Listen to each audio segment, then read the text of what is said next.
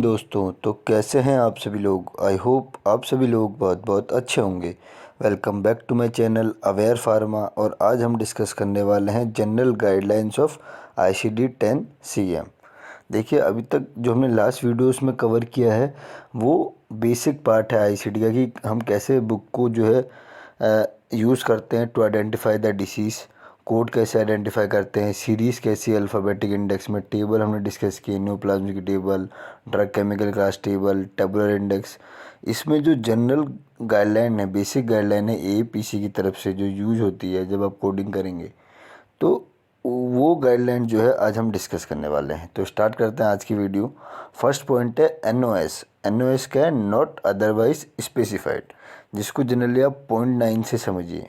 ठीक है, इसको हम अनस्पेसिफाइड के नाम से भी जानते हैं। ठीक है, मेन इसका मतलब क्या है एनओएस का, कि अगर कोई भी एक फिजिशियन ने डिसीज़ मेंशन की, ठीक है, उसके मल्टीपल स्पेसिफिक कोड अवेलेबल है। ठीक है, लेकिन फिजिशियन ने क्या किया कि उसकी एनाटॉमी, उसकी सीवियरिटी जो है स्पेसिफाई नहीं करी।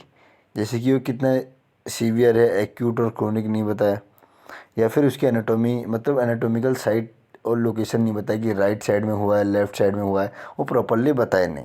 जनरली ये थ्योरेटिकल चीज़ है, कभी कभार जो है फिजिशियन से मिस हो जाती है। लेकिन जब आप नॉर्मल, ये एक थ्योरेटिकल पार्ट है, अगर आप प्रैक्टिकली जब कोडिंग करेंगे आफ्टर सीपीसी सर्टिफिकेशन, तो आप देखेंगे कि जब अगर ऐसा कोई चार्ट आपके पास आता है जिसमें अगर कि फिजिशियन ने मेंशन नहीं किया कि वो प्रॉपर स्पेसिफिक साइट नहीं मेंशन की, तो हम ज़्यादा से ज़्यादा हो सके उस चार्ट को कोड नहीं करेंगे, या फिर उस चार्ट के अगेंस्ट क्वारी रेस करेंगे अगेंस्ट फिजिशियन या प्रोवाइडर कि हमें प्रॉपर स्पेसिफिक एनाटॉमिकल साइट बताए।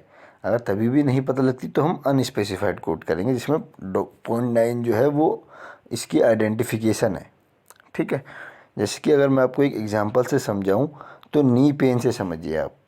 ठीक है, नी पेन फिजिशियन ने मेंशन किया मेडिकल रिकॉर्ड में नी पेन है, उसको नी पेन कहाँ पर है ये नहीं पता है। कोड कौन कौन से अवेलेबल है हमारे पास? राइट में नी पेन, राइट लेग में हो सकता है, लेफ्ट लेग में हो सकता है, या अनस्पेसिफाइड है, दोनों में से हमें पता नहीं है। ठीक है, इस पर्टिकुलर केस में हम क्या करेंगे, हम अनस्पेसिफाइड कोड देंगे पॉइंट 9 वाला, क्योंकि लेफ़्ट और राइट मेंशन ही नहीं है। जैसे आप हाइपरटेंशन से समझिए। ठीक है, हाइपरटेंशन की भी मल्टीपल कंडीशंस हैं, आप जब पढ़ेंगे तो आई 10 क्या है? प्राइमरी है, पर किस हार्ट डिसीज़ के साथ हुआ है, या फिर आपका सीकेडी के साथ हुआ है।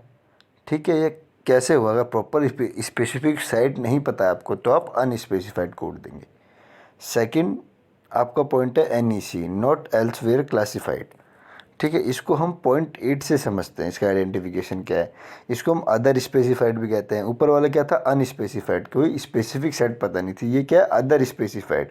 अगर एक फिजिशियन ने मेंशन किया कोई भी डिसीज़, पर उसकी क्या मल्टीपल स्पेसिफिक कोड हमारे पास अवेलेबल है, पर जो है कोई कोड अवेलेबल नहीं है स्पेसिफिकेशन के लिए।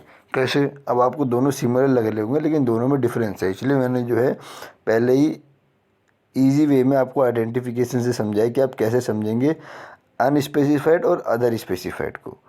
जैसे कि आप एग्जांपल से समझिए कि आपको लोअर एब्डोमिनल पेन है। अब लोअर एब्डोमिनल पेन, अब जब आप कोड सर्च करेंगे, पेन में जाएंगे, फिर एब्डोमेन में, फिर लोअर में जाएंगे, तो आप उसमें भी देखेंगे मल्टीपल पार्ट्स हैं। तो उस जो लोअर एब्डोमिनल पेन है उसके लिए कौन कौन से कोड्स अवेलेबल है? Right upper quadrant pen, left upper, right lower quadrant pen, left lower quadrant pen, epigastric pain. पर इस पर हम कोड क्या कहेंगे? Other specified site abdominal pain, क्योंकि जो इसमें साइट है वो स्पेसिफाई की नहीं, तो हम अदर स्पेसिफाइड साइट जो है उसको कंसीडर करेंगे। ठीक है, देखिए जनरल गाइडलाइन मोस्ट इंपॉर्टेंट है। आप कोई भी कोडिंग कीजिएगा, लेकिन आपके माइंड में जो है जनरल गाइडलाइंस जो है वो होना कंपलसरी है, क्योंकि आईसीडी जो है डायग्नोसिस जो है मेन बेस रहता है। ठीक है, आप सीपीटी तभी कोड कर सकते हैं जब आपको आईसीडी की नॉलेज हो। ठीक है, देखिए प्रैक्टिकली तो आप कर लेंगे, मेरे को उसमें कोई इशू नहीं है, लेकिन मेन पॉइंट है कि आपका जो डायग्नोसिस वाला पार्ट है, आईसीडी पार्ट है, वो स्ट्रॉन्ग होना चाहिए। कहीं भी बेसिक पॉइंट के लिए ऐसा फ्रेशर आपको कहीं भी जो आपसे क्वेश्चन आस्क किए जाएंगे वो आपके आईसीडी से किए जाएंगे। ठीक है, तो आप अपने ये गाइडलाइन वाले पोर्शन को ज़्यादा स्ट्रॉन्ग रखिएगा, क्योंकि इसी से जनरली अगर कोई आपका असिस्मेंट टेस्ट लेता है, ठीक है, या फिर आपसे इंटरव्यू में क्वेश्चन पूछता है, तो इसी से पूछेगा। नेक्स्ट है आपका पैरेंथेसिस, इसको हम स्मॉल ब्रैकेट के नाम से जानते हैं। दो तरीके के ब्रैकेट होते हैं, एक स्मॉल एक स्क्वायर, ठीक है। इसको हम नॉन एसेंशियल मॉडिफायर्स भी कह सकते हैं, सप्लीमेंट्री टर्म्स है। जैसे एग्जांपल के तौर पर आप लीजिए लीवर एब्सिसिस है, तो लीवर एब्सिसिस और उसके बगल में देखिएगा आप ब्रैकेट में हेमेटोजेनिक लिखा हुआ, कोलिंजाइटिक लिखा होगा, लिम्फोजेनिक लिखा होगा, पायोजेनिक, ये मल्टीपल चीज़ें, ये सप्लीमेंट्री टर्म्स है जिनका मतलब क्या है कि लीवर एब्सिसिस का जो कोड है और वही बाकी सबका भी सेम कोड है, कोड जो है सेम रहेगा, ठीक है। वहीं जो स्क्वायर ब्रैकेट रहते हैं उसमें सिनोनिम्स रहते हैं कि उससे मिले जुले शब्द या अल्टरनेटिव वर्ड्स रहते हैं। जैसे पेन है तो एल्जिया भी देगा, बात सेम है, ठीक है, बस सिनोनियम्स है। नेक्स्ट हमारा पॉइंट है एंड का भी बहुत यूज होता है, कॉम्बिनेशन कोड्स, ठीक है। जैसे आपके पास आपकी एक कोई भी डिसीज़ है कि आपको हो गया है ट्यूबरक्लोसिस, ठीक है, कहाँ हो गया, जॉइंट्स में भी हो गया है और आपको कहाँ हो गया, बोन्स में भी हो गया है।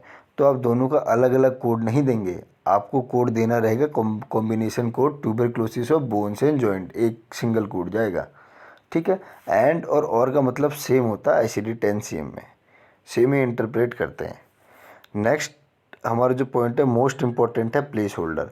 देखिए ये आपसे आपके असेसमेंट में भी पूछा जा सकता है, ये क्वेश्चन आपसे आपके CPC एग्ज़ाम में भी पूछा जा सकता है, जो 3 to 5 क्वेश्चन आता है ICD के, और ये जनरल क्वेश्चन है प्लेस होल्डर, जिसे हम X से डिनोट करते हैं। प्लेस होल्डर का मतलब क्या है, जनरली जो अब हम कोड करते हैं, देखिए ICD कोड 3 से 7 डिजिट में होते हैं, आप सभी को पता है, और CPT 5 डिजिट में होती है। वहीं ICD में अगर 3 से 7 डिजिट है तो जनरली 3 डिजिट के कोड को हम उतना कंसीडर नहीं करते। जो 7 डिजिट वाले कोड हैं, जो S और T सीरीज़ के होते हैं, जो मैंने अपनी प्रीवियस वीडियो में बताया था, S डिनोट्स करता है फ्रैक्चर के लिए और T होता है पॉइजनिंग के लिए इन जनरल, और अदर डिसीज़ भी आती है इनके अंदर, पर S फ्रैक्चर और T पॉइजनिंग जनरल वे में जो मैं आपको बता रहा हूँ। तो इनके जो कोड है वो 7 डिजिट के होते हैं। तो उसमें जो कुछ इनकी जो पोजीशन है, जैसे 7th पोजीशन है कि इनिशियल एनकाउंटर में हुआ है या सब्सिक्वेंट एनकाउंटर में हुआ है या सिक्युलर लेट इफेक्ट है, या बहुत सारे जो इनके जो 5th 6th 7th पोजीशन है वो मिसिंग रह जाती है, तो उस पर हम प्लेस होल्डर यूज़ करते हैं XX, ठीक है।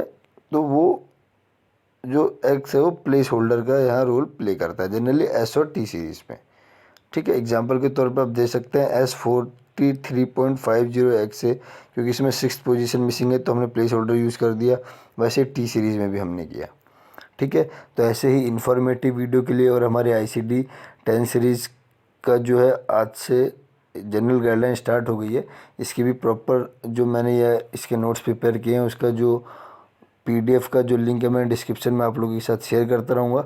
जल्दी मिलते हैं अगली वीडियो के साथ, इसी के पार्ट नेक्स्ट अपकमिंग पार्ट के साथ, और साथ ही जो इनका भी एग्ज़ाम आ रहा है गवर्नमेंट रेलवे फार्मासिस्ट का और DSSB का, उनके लिए भी मेरी जो मोस्ट इम्पॉर्टेंट क्वेश्चन की सीरीज़ है या प्रीवियस ईयर क्वेश्चन की जो सीरीज़ है वो आने वाली है। तब तक के लिए अपना अपने परिवार का बहुत ध्यान रखिएगा। धन्यवाद।